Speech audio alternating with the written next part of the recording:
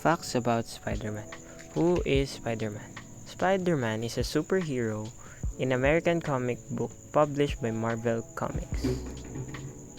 He is created by Stan Lee and with the help of the artist Steve Ditko. He first appeared in the anthology comic book. Spider-Man is loved by a former president, US President Barack Obama. There have been 9 Spider-Man movies made.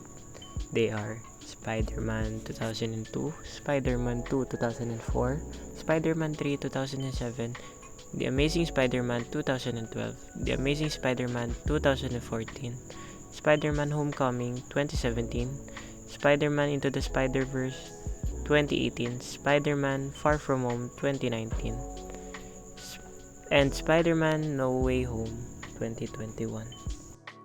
Did you know Peter Parker gained his powers by being bitten by a radioactive spider? The radioactive spider gave Peter Parker these following superhuman strengths: